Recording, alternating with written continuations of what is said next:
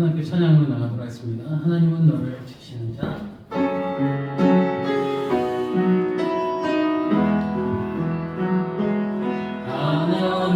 하나님은 너를 지키시는 자. 너의 무덤에 그늘 대시니 낮에 해와 밤에 달도 너를 해치 못한 하나님은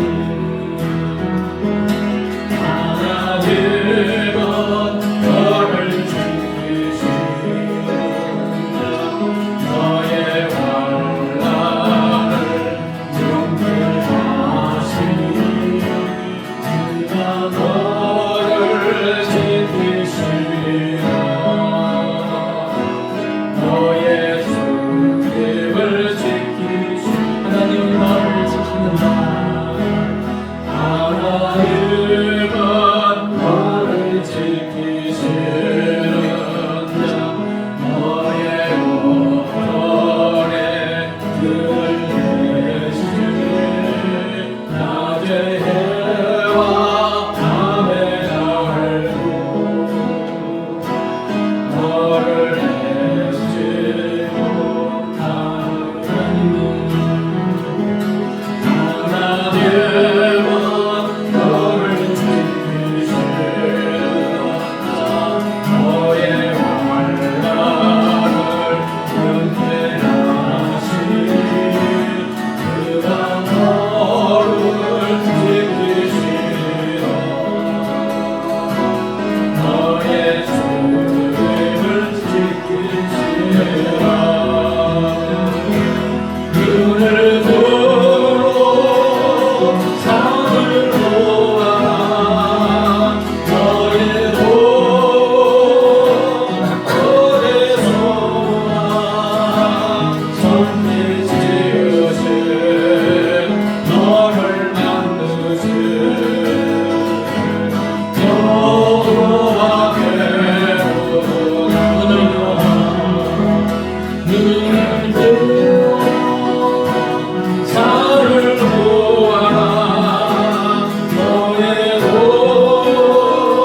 어디서 오나. 천지 지으신 너를 만드신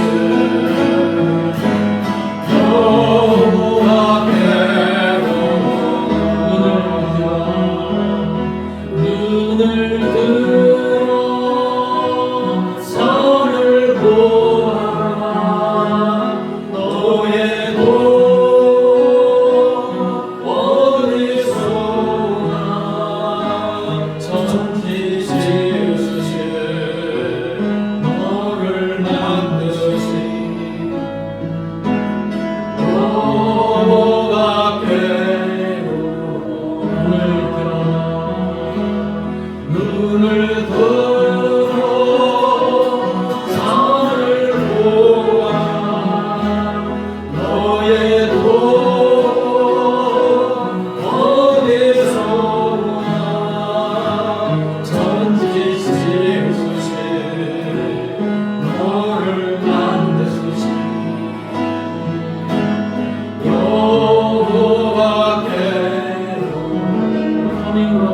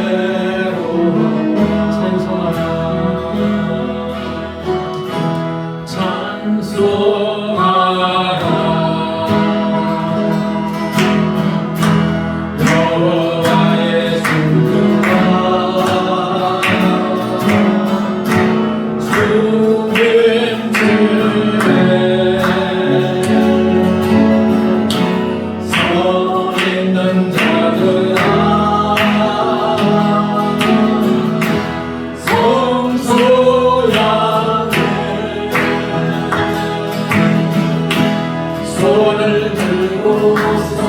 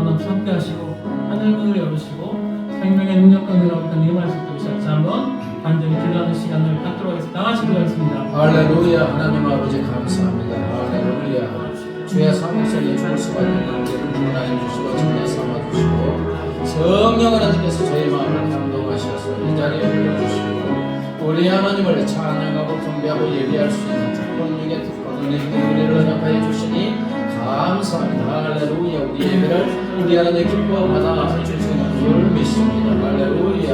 하나님 아버지 예배하는 사랑하는 자녀들 친히 만나주시고 사랑하는 자녀들의 심령 속에 은혜가 올리게 하시고 생수의 활발 솟아나는 놀라운 은혜를 베풀어 주시옵소서. 세상이 줄 수 없고 이하사갈 수 없는 주님의 격려와 건강으로 충만 주님의 충만한 걸 살려 주시옵소서. 시간 나라가 조간에 가서 담아가 일체 땅까지 만게 하시고 성령께서 권능으로 능력으로 주의 심령을 풀어 주시옵소서. 주님을 뜨겁게 만나고 체험하고 감사한 분들 아버지 찬양하는 지금 중요한 시간 되게 하여 주시옵소서. 하나님 아버지 감사합니다. 죄와 사망 속에 죽을 수밖에 없는 우리였지만 우리가 아직 죄인 됐을 때 하나님께서 우리를 먼저 사랑하시고 예수님을 주심으로 구원하여 주시고 자녀 삼아 주심을 감사합니다. 성령 하나님께서 저희 안에 영원히 거하시면서 우리의 마음을 감동하사 시간 하나님을 찬양하고 경배하고 예배드리게 하여 주심을 감사합니다. 하나님 아버지 영과 진리로 예배하는 자 찾으신다는 약속의 말씀을 믿습니다. 예배하는 사랑하는 자녀들 한 명 한 명 찾아가셔서 친히 만나 주시옵소서. 사랑하는 자녀들의 심령 속에 은혜 강물이 넘치게 하시고 생수의 샘이 콸콸 솟아나는 놀라운 은혜를 베풀어 주시옵소서. 주님 우리를 만나 주시옵소서. 감사와 감격이 차고 넘치게 하여 주시옵소서. 하나님 아버지 여러 가지 사정으로 인하여 이 자리에 참여하지 못한 사랑하는 자녀들 어디 있든지 하나님을 찬양하고 경배하는 예배하는 하루가 되게 하여 주시옵소서. 동일한 은혜를 베풀어 주시옵소서. 하나님 아버지 이것은 풍성한 교회를 세웠사오니 날로 영적 각성과 부흥의 놀라운 역사가 이루어지게 하여 주시옵소서. 하나님 아버지 한국교회를 위하여 기도합니다. 오 주님 주의 피로 세운 한국교회가 다시 한번 일어나 빛을 발하게 하여 주시옵소서. 영적 각성과 풍의 놀란 역사가 이루어지게 하시고 교회가 영적인 통치권자로서 이 사명을 잘 감당할 수 있도록 은혜 위에 은혜를 더하여 주시옵소서. 아버지 이 나라의 민족을 불쌍히 여겨주시고 긍휼히 여겨주시옵소서. 일제 36년 식민 통치하에서 우리 하나님의 전적인 은혜로 해방하여 주시고 6.25 잿더미에서 구원하여 주시고 이렇게 잘 사는 나라로 인도하신 것이 우리 하나님의 전적인 은혜인 줄 믿습니다. 그러나 하나님 이 나라의 민족 모든 백성들이 이 모든 것이 하나님의 은혜인 줄 망각하고 하나님께 영광 돌리지 못하고 하나님께 나아오지 못하고 있습니다. 극심한 혼란과 무질서 가운데 아버지 이 나라의 민족이 어디를 향하인지 모르고 있습니다. 그러나 하나님 아버지 이 나라의 민족의 진정한 통치권자는 우리 하나님 아버지이신 줄 믿습니다. 하나님 아버지 이 나라의 민족 정치, 경제, 사회문화, 외교, 국방, 교육, 문화, 예술 우리 하나님이 주장하여 주셔서 오직 주님의 선하시고 기뻐하시고 온전한 뜻대로만 되어지게 하여 주시옵소서. 이제 주기율에서 하나님의 말씀을 듣고자 합니다. 성령 하나님 전하는 자라 받는 자의 마음을 감동감화 역사하여 주셔서 말씀에 아멘으로 응답하고 말씀이신 주 하나님을 뜨겁게 만나고 체험하게 하여 주시옵소서. 감사하며 예수님의 이름으로 기도드리옵나이다. 아멘.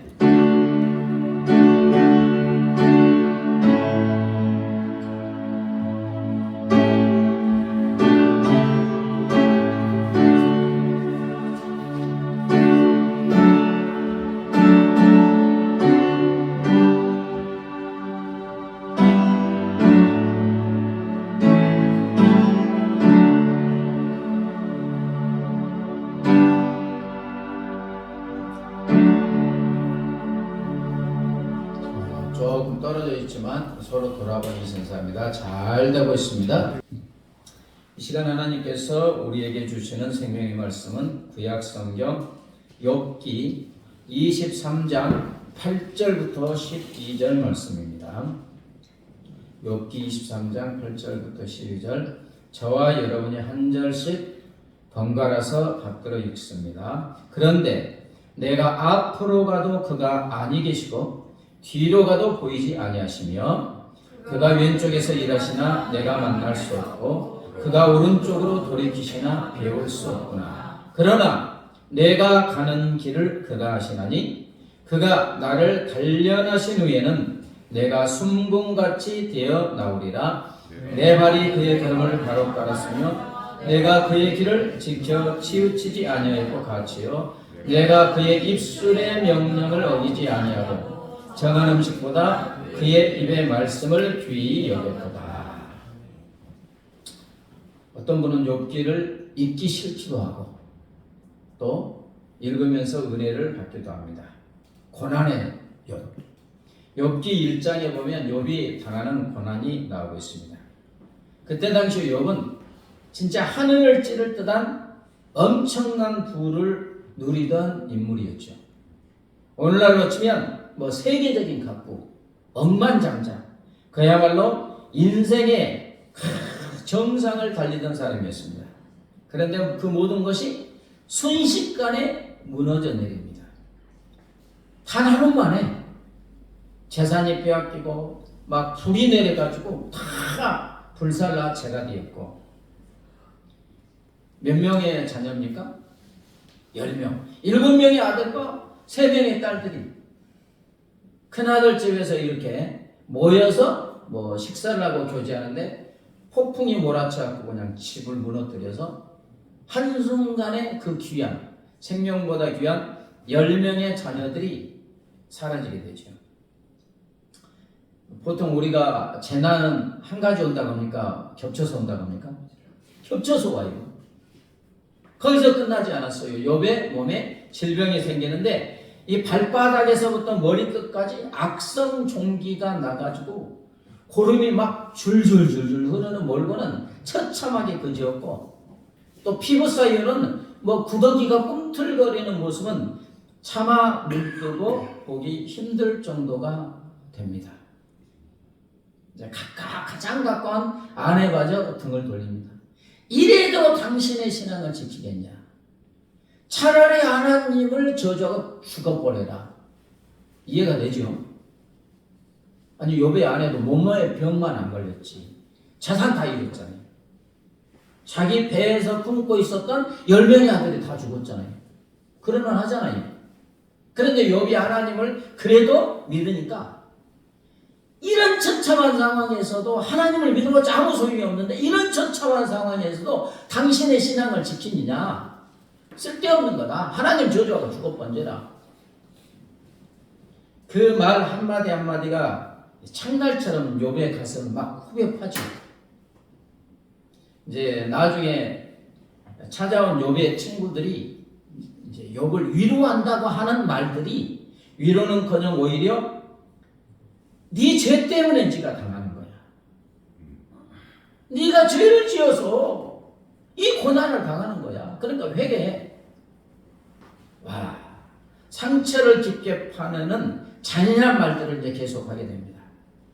자, 고난이 겹쳐서 오는데 물질 다 날아갔죠. 자녀들 다 죽었죠. 몸은 하루하루가 너무너무 끔찍하지 않습니까? 밤이 되면 낮이 되면 좋겠다. 낮이 되면 밤이 되면 좋겠다. 그 욥기를 읽어보면 한마디로 처참합니다. 그 다음에 관계의 고난이 와요, 하나요? 다 떠나잖아요. 아내마다 하나님 저주하고 죽어번지라니까. 친구들도 막 구입하잖아요. 근데 하나님 이제 욥기 1장을 읽어보면 욥이 무슨 죄질을 지어서 그런 거 아니잖아요. 하나님이 인정한 사람이잖아요. 하나님이 사탄 마귀에게 자랑할 정도로 인정한 사람이에요. 그런데 하나님은 왜 이런 고난을 욥에게, 그리고 우리가 삶을 살면서 우리에게 허락하시는가? 고난이 있습니까 없습니까? 우리의 삶에? 하나님께 갈 때까지 와요. 그 사람에게 희한하게 맞는 고난이 와요. 하나님은 우리를 단련하여서 숨금같이 되게 하여 주시기 위해서 이 고난을 허락하여 주시는 줄 믿습니다. 아멘이 별로 안 나오죠. 근데 어떡하겠어요. 10절에 그러나 내가 가는 길을 그가 아시나니 그가 나를 단련하시면은 내가 숨금같이 되어 나오리라. 근데 먼저 하나님이 욥이 가는 길, 우리가 가는 길을 뭐 한다고요? 아신대요. 하나님은 우리의 발걸음 하나하나를 이 손금 보듯이 환히 꿰뚫고 있다는 거예요. 지금 이 순간에도 우리가 숨 죽이며 견디는 그 아픔들, 목이 메어 터져 나오는 그 한숨, 한 방울씩 떨어지는 눈물까지도 다 주님 손바닥 위에 촘촘히 새기고 알고 계신다. 그러면서 주님이 뭐라 하냐, 얘야, 네가 지금 얼마나 아픈지 내 가슴이 찢어지도록 다 알고 있다. 왜요? 예수님은 다 고난을 당하셨잖아요. 우리가 당하는 모든 고난을 다 당하셨기 때문에 지금 자기 자녀가 아파하는 거 더 아파하시면서 보고 계신다는 거예요. 아신 하나님께서 우리의 앞으로의 삶을 어떻게 하실지도 이미 알고 계시는데 바로 우리를 단련하고 연단하여서 순금같이 정금같이 되게 하여 주시는 줄 믿습니다. 평생 목회에 이제 이렇게 하면서 하나님이 저를 왜 목사로 불렀을까? 제1의 목적이 제가 깨닫는 것은 주님 닮아가게 해달라고. 아멘?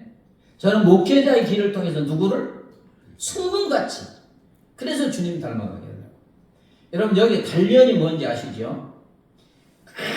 이글이글 타는 불에 무쇠를 넣습니다. 그러면 쇠가 연해지죠.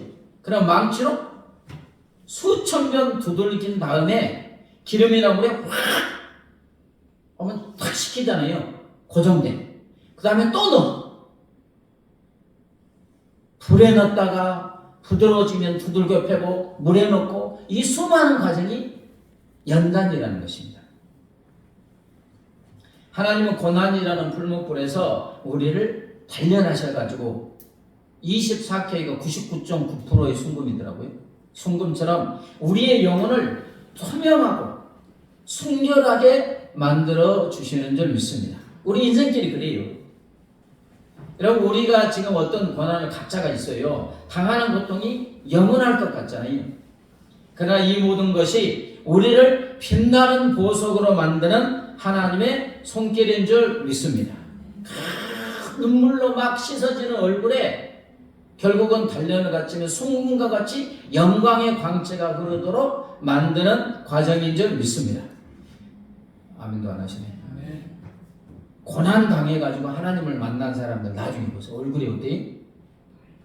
맑아요. 광채가 나요. 그 동탄에도 저도 축구하고 많이 하는 목사님인데 자녀 둘이 한 30살 정도인데 침상에 누워있어요. 그러니까 지체장애, 정신장애. 그럼 죽을 것 같지 않습니까? 어디 가지도 못해요. 근데 만나서 얼굴 보면 어때요? 어떻게 보면 다른 목사님들보다 더 환해요. 그 고난을 통해서 누구를 만납니까? 하나님을 만나요. 닮아가니까. 여러분 순금, 정금, 불순물이 없는 순수한 금은 무엇을 상징합니까? 금은 한번 빛나기 시작하면 영원히 변색되지 않는 특성으로 인하여 영원 불변, 불멸의 상징입니다. 그래서 금반지를 끼워주면서 우리 사랑 영원히 변치 말자. 또 흠집 하나 없는 순수함, 고귀함, 아름다움을 금은 상징합니다. 그런데 여러분 이 세상에 오직 한 분 진정한 의미의 순금이 계십니다. 누구 계십니까? 예수님밖에 없어요. 완전한 순금, 완전한 거룩하시고 깨끗하십니다. 예수님은 영원히 불변하시고 불멸하시고 영원히 존재하시는 우리 하나님이십니다. 이 예수님 안에 온 우주의 은혜와 복이 고여있는 생명의 샘물이신 줄 믿습니다. 예수님은 점도 흠도 없는 오직 거룩하시고 아름다운 분이십니다. 사랑하는 여러분, 하나님께서 우리를 고난의 풀무불에서 단련하여 순금으로 정금으로 만든다는 게 무슨 뜻이겠어요? 누구를 닮아가게 한다? 예수님과 같이 되게 하여 주시겠다는 거예요. 예수님의 장성한 분량에 이르게 하여 주시겠다. 예수님의 영원한 생명을 가진 생명으로 충만한 존재, 예수님처럼 점도 흠도 없는 거룩하고 고귀하고 아름다운 존재로 만들어 주시기 위해서 우리를 단련하여 주시는 줄 믿습니다. 여러분, 우리가 하나님의 자녀이면 벗어날 수 없어요. 여러분, 인간의 아버지, 부모도 자녀가 어떻게 되기를 바래요? 잘 되기를 바라잖아요. 최소한 자기보다 더 잘 되기를 바라잖아요. 그래서 학원도 보내고 훈련도 시키고 공부하기 싫은데 돈 들여가지고 하고 그래야 해요. 여러분, 기숙학원 요즘에 5천만 원 든대요. 1년에. 그래도 보내요. 빚을 내서라도. 왜요? 잘 되기를 바라니까. 그게 부모의 마음이에요. 근데 우리가 하나님의 우리를 향한 마음이 어떻겠어요? 아들 예수님은 십자가에 죽기까지 하면서 자녀 삼아 주셨는데 우리가 어떻게 되기를 바라요? 예수님처럼 되기를 바라시는 거예요. 그게 고난의 과정입니다. 자, 그럼 하나님은 욥을 이제 고난 중에 빠졌는데 어떻게 연단하시느냐? 8절 9절 볼까요? 8절 9절 읽겠습니다. 그런데 내가 앞으로 가도 그가 아니 계시고 뒤로 가도 보이지 아니하며 그가 왼쪽에서 일하시나 내가 만날 수 없고 그가 오른쪽으로 돌이키시나 배울 수가 없구나. 절망의 밑바닥에서 고통 중에 허덕이는 욥이 할 수 있는 것은 누구를 찾는 것? 하나님 찾는 것밖에 없어요. 아내도 저주하고 죽으라고 하지. 친구들은 막 휘고 파지. 의지할 게 하나도 없어요. 그래서 절망의 밑바닥에서 누구만 바라봐요? 하나님을 찾아요. 하나님 좀 만나주세요. 앞으로 가면 하나님은 지금 만나주세요? 안 만나주세요? 안 만나주세요. 뒤로 가서 찾아보면 오늘 본문이 그래요. 앞과 뒤에서 하나님 좀 만나주세요 찾아가는데 안 만나줘. 그래서 왼쪽으로 가요. 오른쪽으로 가요. 욥은 지금 앞, 전후, 좌우, 동서남북 사방으로 어떻게든지 하나님 좀 만나려고. 보면 8절 9절이 그래요. 그러나 하나님이 이런 욥의 모습을 보면서도 아직 만나주시지 않습니다. 가장 가까운 곳에 계시면서 가장 먼 얼굴을 하고 계시는 하나님이에요. 못 들은 척, 묵묵부담, 아직 응답해 주시지 않습니다. 어떻게 보면 참으로 냉정하고 매몰차 보이는 하나님이십니다. 여러분 경험합니까? 안 합니까? 고난 중에 있을 때 부르짖으면 받아 만나주면 얼마나 좋겠어요. 근데 아니에요. 시간이 지나야 돼요. 여러분, 하나님이 왜 욥이 그렇게 하나님 찾고 찾아도 만나주시지 않는가? 아무런 응답도 하지 않는가? 연단 중에 있기 때문입니다. 이 연단 중에는 하나님이 정한 시간, 욥이 순금같이 정금같이 되는 순간까지 응답 안 하세요. 만나주지 않아요. 참 이상하죠? 왜 그러실까요? 바로 응답하고 만나주면 연단이 안 돼요. 그래서 하나님은 욥의 아픔과 고통, 발버둥을 보면서도 욥보다 어떻게 보면 보고 자식이 그러니까 더 아파하시면서도 욥이 그 연단을 이기고 순금같이 정금같이 되는 순간까지 참고 계시는 거예요. 그래서 어떤 분이 말합니다. 우리 아버지의 손길이 가장 차가워 보일 때가 사실 가장 뜨거운 사랑일 때다. 우리가 보기에는 차가워 보이는데 하나님은 너무너무 아파하시면서 지금 사랑으로 견디고 계시는 거예요. 지금 이 침묵은 사랑하는 자녀를 위한 우리 하나님의 가장 견딜 수 없는 기다림인 줄 믿습니다. 뭐 들어보신 비유지만 인디언에게는 그 용사들을 훈련시키는 독특한 하나의 방법이 있습니다. 인디언들은 이제 밀림적 말을 이러니까 살아야 되잖아요. 산의 아이들을 철들기 훨씬 전부터 사냥과 정찰 그리고 고기 잡는 기술을 가르쳐주고 혹독하게 훈련을 시킵니다. 그리고 이제 어느 정도 훈련 과정을 거치면 13살이 되던 날 밤에 마지막 시험을 해요. 즉 훈련이 끝나는 마지막 날에 소년은 울창한 숲속에서 혼자 하룻밤을 지내게 합니다. 어른들은 소년의 눈을 검은 천으로 탁 가리게 한 후에 소년을 마을에서 20마일 정도 떨어진 외딴 곳에 데려다 놓습니다. 그리고 소년의 눈 가리개를 풀었을 때 자신이 깊은 숲속에 놓여진 것을 알고는 겁에 질리게 됩니다. 지금 낮입니까? 밤입니까? 밤. 금방이라도 사람 명수가 튀어나올 것 같은 울창한 숲속에서 나뭇가지들이 흔들지르만 해도 기겁하고 놀라죠. 좀 혼자잖아요. 소년은 혼자 있다는 두려움에 온몸이 막 털이 곤두설 만큼 숨 막히는 공포 속에서 긴 고통의 하룻밤을 보내게 돼요. 그리고 이제 어떡하겠어요? 집으로 갈 수도 없고. 동이 뜨고 첫 햇살이 숲속에 쫙 비칠 때 소년이 주위를 둘러봤을 때 발밑에 피어있는 야생화와 나무들 그리고 조그만 길들이 나 있음을 발견하는데, 그러나 정말 놀란 것은 바로 소년과 10건은 채 안 되는 곳에서 활시를 쫙 화살을 들고 있는 한 사람이 있어요. 누구겠습니까? 밤새 눈도 깜빡이 하지 않고 귀를 곤두세웠던 건 다름 아닌 그 아버지였습니다. 소년의 아버지는 밤새도록 아들의 안전을 위해서 짐승이 오서 잡아먹을 수도 있잖아요. 그러니까 즉시 달려가서 화살을 쏘서 보호할 수 있는 안전한 거리에서 파수꾼 노릇을 하고 있었던 것입니다. 아들이 막 울겠어요? 안 울겠어요? 하면 막 겁먹어서 확 울 때 그걸 바라보는 아버지의 마음은 얼마나 아팠겠어요? 아버지는 이 아픔을 참으면서 아들의 등 뒤에서 그림자처럼 따라다니며 죽음보다 강한 사랑으로 파수꾼으로서 지켜보고 있었던 것입니다. 사랑하는 여러분, 바로 이 아버지가 우리 하나님 아버지인 줄 믿습니다. 하나님의 자녀인 욥은 절망 중인 고통 중에 있어요. 말로 다 할 수 없는 육신의 고통과 마음의 고통과 영혼의 고통과 관계의 고통으로 얼마나 울부짖었겠어요. 그럴 때 하나님이 어디 계셨겠습니까? 밤새도록 졸지 않고 긴장하는 눈을 부릅뜨고 아들을 지켰던 파수꾼처럼 하나님은 절망 중에 있는 욥을 전후 좌우 동서남북 둘러싸고 졸지도 주무시지도 않고 안고 계신 줄 믿습니다. 단지 응답 안 했을 뿐이에요. 그러나 훈련과 연단에 끝나지 않았기 때문에 부르짖고 기도하는 욥에 응답하지 않았을 뿐입니다. 그러나 밤이 지나고 아침 햇살이 비출 때, 하나님의 때가 됐을 때, 욥의 훈련과 연단이 끝났을 때 하나님이 만나 주십니까? 안 만나 주십니까? 근데 욥기가 42장인데 20장에서도 안 만나줘요. 30장에서도 안 만나줘요. 38장부터 만나주십니다.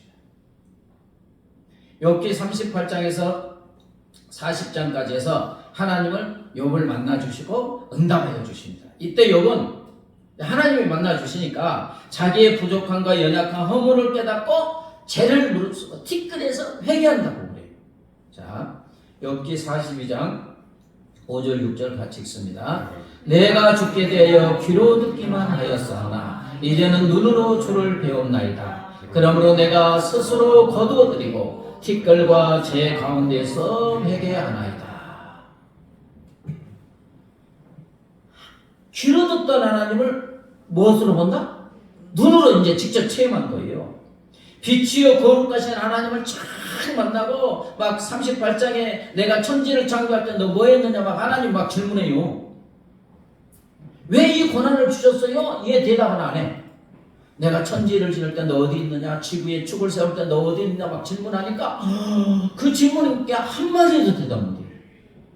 거룩하시고 존귀하신 하나님, 시존하신 하나님을 쫙 눈으로 보게 되니까 자기의 연약함과 부족함이 보여요, 안 보여요? 빛이 쫙 비치면 아침 창문으로 빛이 방안을 비치면 먼지가 가득 묻듯이 거룩하신 하나님 앞에서 하나님이 질문하고 만나니까 할 말이 없는 거예요. 너무나 자기가 부족하고 연약하고 부정한 거예요. 그래서 티끌과 제 가운데서 회개한다고 합니다. 욥은 이 연단을 통하여 순금이요 정금 같으신 거룩하신 하나님을 닮아가게 된 줄 믿습니다. 이게 연단의 결론이에요. 그 다음에 이제 회복시켜 주시죠. 2배로 물질. 그 다음에 자녀도 10명 주세요. 근데 또 3명의 딸들은 천국에서 가장 예뻐가지고 개대 낳고 그시야 이름까지도 주세요. 140년간 살면서 4대 손까지 보고. 여러분 철근 있잖아요. 철근이 이제 이렇게 연단돼서 말굽의 그 밑에 편자로 끼워지면 고작 햄버거 3끼값에 해당합니다. 그런데 계속 그 철근이 연달해갖고 바늘이 되면 이렇게 하면 350달러의 값어치가 있게 되고, 만일 강력한 칼을 만들면 자동차 한 대 값 32,000달러의 값어치가 생기고, 만약 시계의 심장이 되는 태엽으로 만들어지면 이제 좋은 시계, 아파트 한 채 값 25만 달러의 값어치를 가지게 된다는 것입니다. 그러나 한 덩어리의 철관이 이와 같이 더 가치 있게 되려면 어떻게 돼야 돼요? 수많은 단련을 받아야 됩니다. 철은 단련을 거치면 거칠수록 망치에 맞고 불태워지고 다듬어지는 줄수록 점점 값어치가 올라갑니다. 이처럼 우리 하나님의 자녀 우리가 예수님처럼 거룩하고 존귀한 자녀가 되기 위해서 우리를 연단하여 주시는 줄 믿습니다. 사랑하는 여러분, 우리가 하나님의 단련을 통해서 막 녹아내릴 때마다 하나님의 품엔 숭궁 강물이 막 흐르게 되어서 우리를 그렇게 만들어 주시는 줄 믿습니다. 하나님은 오늘의 단련이 내일의 빛이 되게 하시고 상처가 보석으로 변하게 하여 주시는 줄 믿습니다. 베드로전서 1장 7절입니다. 시작. 너희 믿음의 확실함은 불로 연단하여 없어질 금보다 더 귀하여 예수 그리스도께서 나타나실 때 칭찬과 영광과 존귀를 얻게 할 것이니라. 하나님의 시련과 고난의 가마 속에 우리의 믿음을 단련하여 주세요. 그래서 순금보다 훨씬 귀한 순수하고 변하지 않는 믿음으로 이끌어 주시는 줄 믿습니다. 그래서 장성한 분량까지 자라게 하시고 주님이 다시 오실 때 영원한 보석을 달게 하여 주시고 칭찬과 영광과 존귀의 왕관을 씌워 주시는 줄 믿습니다. 주님의 목적이 그것이에요. 우리가 주님의 일을 많이 하는 게 목적이 아니고 누구를 닮아가게 하는 것? 주님. 그래서 천국에 가서 우리 주님 오실 때 영원히 주님 품 안에서 살게 되는 거지. 이 비유도 들었겠지만 무릎 꿇는 나무 들으셨죠? 캐나다 로키 산맥의 수목 한계선, 수목이 자랄 수 있는 한계선 높이에는 무릎 꿇은 나무라는 특이한 형태의 나무가 자라고 있는데 해발 3,000 내지 3,500m 지점. 제가 백두산 올라가 봤거든요. 91년도인가? 근데 그거는 2,700 몇 미터잖아요. 근데 천지는 그 정도 높이는 아닌데 그 정도 가니까 나무들이 크지 않아요. 요 정도 크기. 근데 3,000m면 어떻게 있어요? 바람이 너무너무 매섭고 눈보라가 심하며 강우량이 적습니다.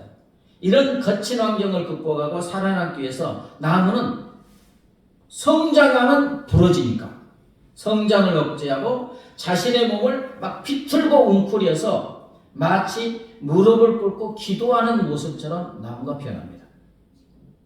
키가 작고 뚱뚱하고 모양도 뒤틀린 이 나무를 가구를 만드는 목공소 문턱에서도 퇴짜 맞아요. 그것과 뭐하겠어요? 이게 구부러지고 울퉁불퉁한데. 심지어 꽃이나 잎도 제대로 피지 못해 초식 동물들조차 거들떠보지도 않습니다. 살아나야 되니까. 하지만 바로 이렇게 천대받는 나무가 세상에서 가장 아름다운 소리로 음악을 만들어내요. 휘어지고 뒤틀려 볼품없는 나무. 바로 이 나무가 전 세계에서 가장 공명이 잘 되는 명품 바이올린의 소재가 됩니다. 세계적인 명품 바이올린 뭡니까? 말이 좀 이상하네. 스트라디 바리우스. 이 무릎 꿇는 나무로 만든다는 거예요. 나무가 너무너무 찰지고 공명이 좋다고 합니다. 눈보라가 새긴 그 나무의 주름살에서 천사의 목소리가 이 나무에서 터져 나오는 거예요. 노키 산목자락에서 초라하게 자라고 있는 무릎구름 나무가 세계 최고의 오페라 하우스에서 수많은 사람에게 감동과 눈물을 선사하고 있는 것입니다. 여러분, 우리 인생도 그런 것 같지 않습니까? 고통 없이 살아온 사람에게는 사람의 향기가 별로 나지 않습니다. 다윗과 솔로몬을 비교해 보세요. 다윗이 얼마나 진한 사람의 향기가 납니까? 솔로몬은 안 나요. 연단이 없어요, 그 사람. 그러나 깊이 있는 사람, 향기가 진한 사람은 한겨울 눈보라를 견디고 일어난 사람들이에요. 하나님 우리를 풀무불에서 던지실 때마다 우리에게 말합니다. 얘야, 이 불꽃이 너를 예수의 향기로 물들이는 거야. 이렇게 지금 말씀하시는 거예요. 창세기에 나오는 요셉은 어떻습니까? 몇 세부터 연단을 받습니까? 17배 꽃다인 나오기부터 30세 때부터 13년간 죽음과 같은 고난의 풀무불에서 연단을 받죠. 뭐 하도 많이 들었으니까 아시죠? 형들이 죽이려고 구덩이에 빠지죠. 뭐 과정을 아시잖아요. 언제까지 연단을 받습니까?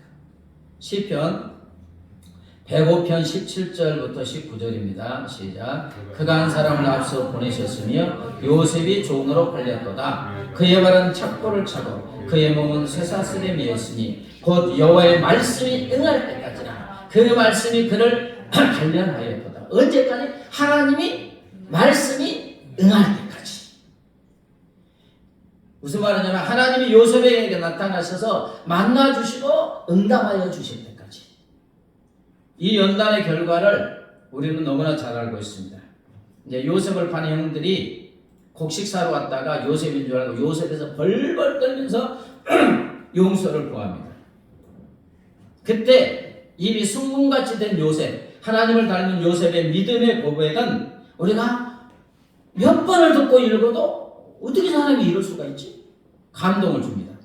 자, 창세기 45장 5절과 7절 8절 읽습니다. 시작. 당신들의 나를 이곳에 팔았다고 해서 근심하지 마소서, 한탄하지 마소서. 하나님이 생명을 구원하시려고 나를 당신들보다 먼저 보내셨나이다. 하나님이 큰 구원으로 당신들의 생명을 보존하고 당신들의 우선을 세상에 두시려고 나를 당신들보다 먼저 보내셨나니 그런즉 나를 이리로 보낸 이는 당신들이 아니오 하나님이시라. 하나님이 나를 바로에게 아버지로 삼으시고 그 원집의 주로 삼으시며 애굽 온 땅의 통치자로 삼으셨나이다. 어떻게 이렇게 감동적인 고백을, 믿음의 고백을 할 수 있나? 하나님께서 요셉을 고난의 풀무불에서 연단하여 주신 결과인 줄 믿습니다. 사람 스스로 이렇게 한대. 하나님께서 요셉을 단련하셔서 송금 같은 하나님을 닮아가게 하여 주시는 줄 믿습니다. 그래서 범사에 하나님을 인정하는 순금보다 더 귀한 믿음의 사람이 된 것입니다. 그렇습니다. 사랑하는 여러분, 하나님은 우리를 단련하여 순금과 같이 되게 하여 주시는 줄 믿습니다. 순금과 같이 거룩하고 귀하신 예수님의 향기가 되고 예수님의 편지가 되고 예수님의 형상으로 빚어 주시는 줄 믿습니다. 우리가 신앙생활을 하면서 딱 하나의 목표를 가지자면 누구 닮아가는 거? 주님 닮아가는 거예요. 하나님이 원하시는, 제일 원하시는 게 그거예요. 그러므로 사랑하는 여러분, 이제 우리는 고난 중에 있을 때 어떻게 해야 되겠습니까? 하나님을 만나서 응답받을 때까지 부르짖어 기도해야 되는 줄 믿습니다. 8절 9절에 앞으로 가도 뒤로 가도 좌로 가도 우로 가도 동서남북 사방을 지금 찾고 있어요. 그래야 하나요? 언제까지? 만날 때까지. 고난과 함께 욥의 시름과 투쟁이 시작돼요. 어떤 시름이에요? 누구를 만나기 위한? 하나님 만나기 위한 싸움입니다. 처음에는요, 고난 당하면 이 고난에서 벗어나게 해달라고 기도하다가 나중에는 하나님 좀 나 좀 만나주세요. 왜 내가 이 고난을 당하는지 이유라도 알고 싶어요. 나타나서 한마디만 해주세요. 나중에 그렇게 기도가 나와요. 기도의 주전이에요. 욥은 자기의 현재의 아픔과 감정을 숨기지 않아요. 있는 그대로 쏟아버려.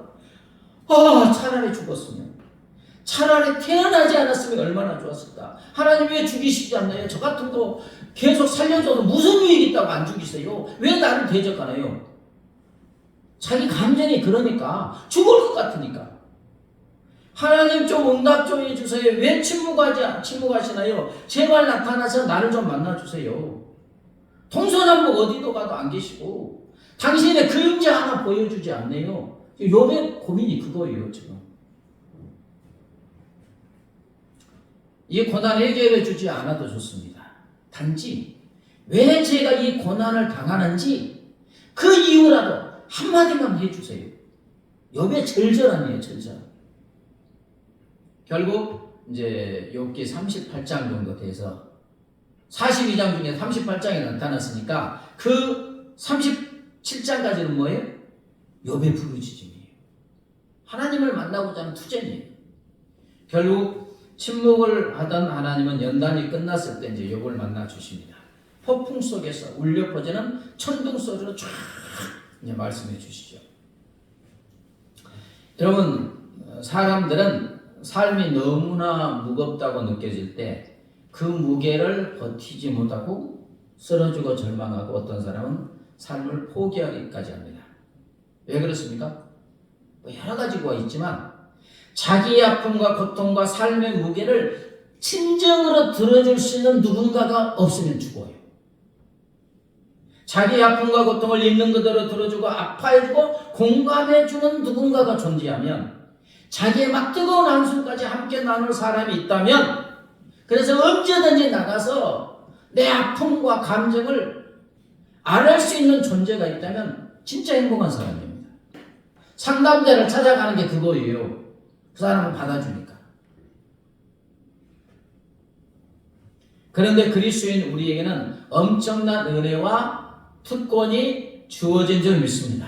욥처럼 절망적인 고난, 죽을 것 같은 고통을 언제든지 앓을 수 있는 하나님이 우리의 누구예요? 아버지시잖아요. 욥이 정말 죽을 것 같은 고통과 절망적인 상황에서 생을 포기하지 않고 그 고통을 감내할 수 있었던 것은 무엇 때문이에요? 하나님이 계셔서 그래요. 하나님께 나아가서 듣든 안 듣든 욥은 믿음이 있어요. 지금 만나주시지 않을 뿐이지 계속 마음에 그 죽을 것 같은 것을 다 날마다 쏟아내는 거예요. 그래서 산 거예요, 욥이.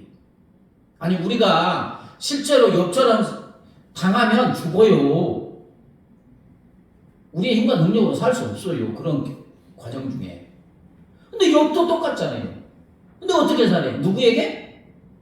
있는 대로 아뢰할 수 있는 하나님. 사랑하는 여러분, 나의 문제, 나의 고통, 나의 절망을 아뢰할 수 있는 하나님. 나의 부르짖음을 있는 그대로 공감하여 주시고 아파하여 주시고 들어줄 수 있는 하나님 아버지가 우리 아버지라는 게 축복이고 특권인 줄 믿습니다. 우리 하나님 아버지는 우리들의 흐트러진 숨소리까지 심장을 쥐어뜯는 그 고통의 언어까지 한마디도 놓치지 않고 다 들어주고 계시는 줄 믿습니다. 어떤 권사님은, 은혜 받은 권사님은 옛날에 들어보니까 막 자식이 죽으니까 하나님께 욕했대요. 18 막 하면서 18 막. 너무 죽었으니까. 하나님이 징계하십니까? 안 하십니까? 그렇게 한다고 징계해요? 안 하지. 아니까. 다 들어주시는 거예요. 물론 이제 하나님을 만나고 이게 해결되면 하나님께 회개하지요.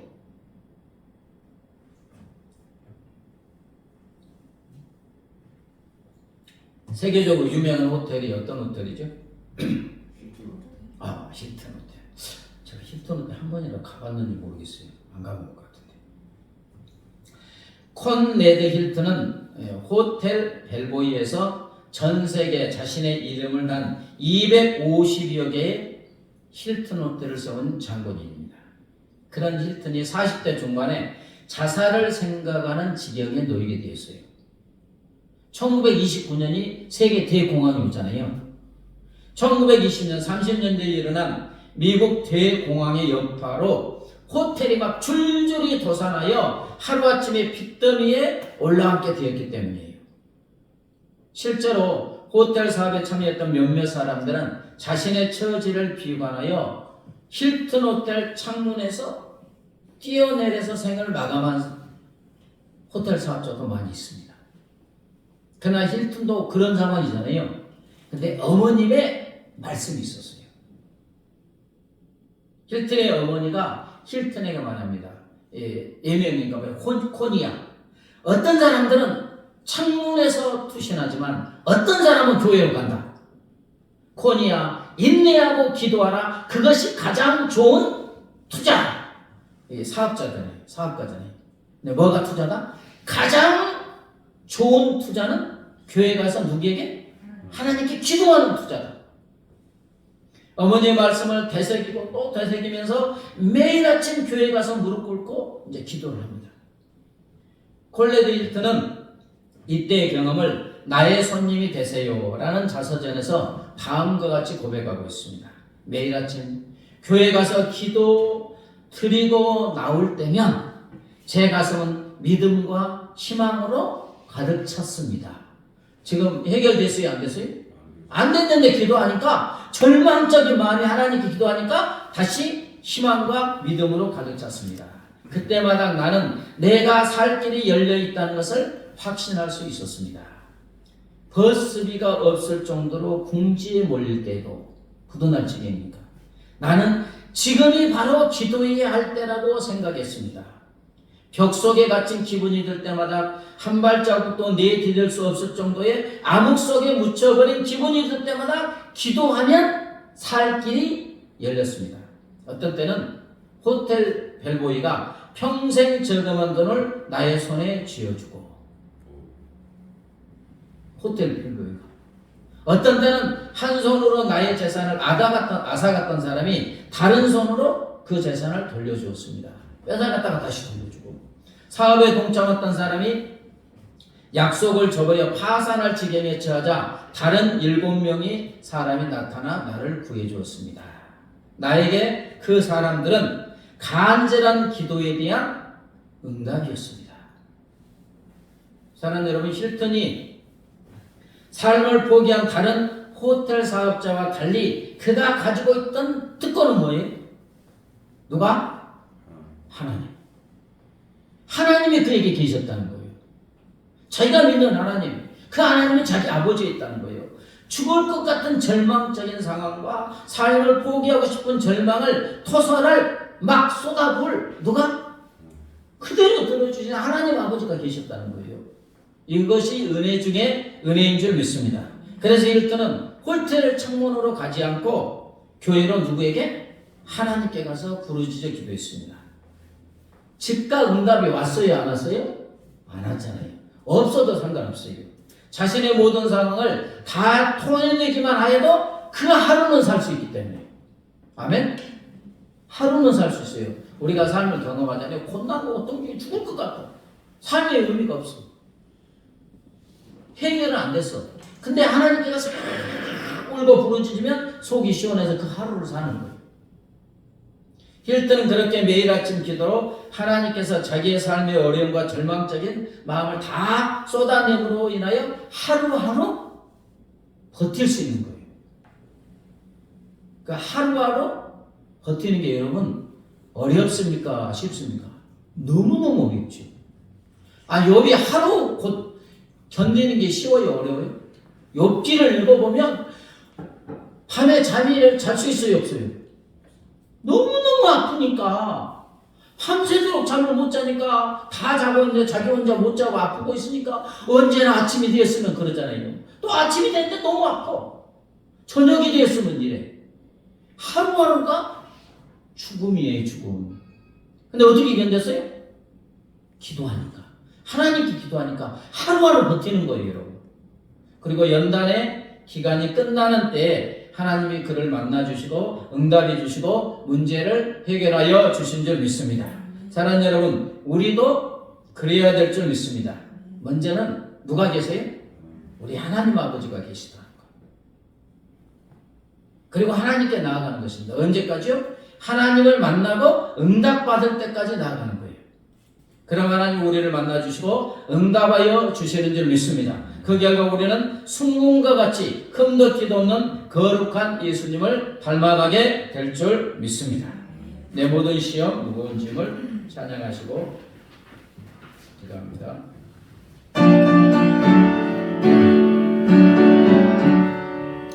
내 모든 시험 무거운 짐을 주 예수 앞에 아뢰면 근심의 사연 날 돌아보사 너는 슬픔으로 막으시네.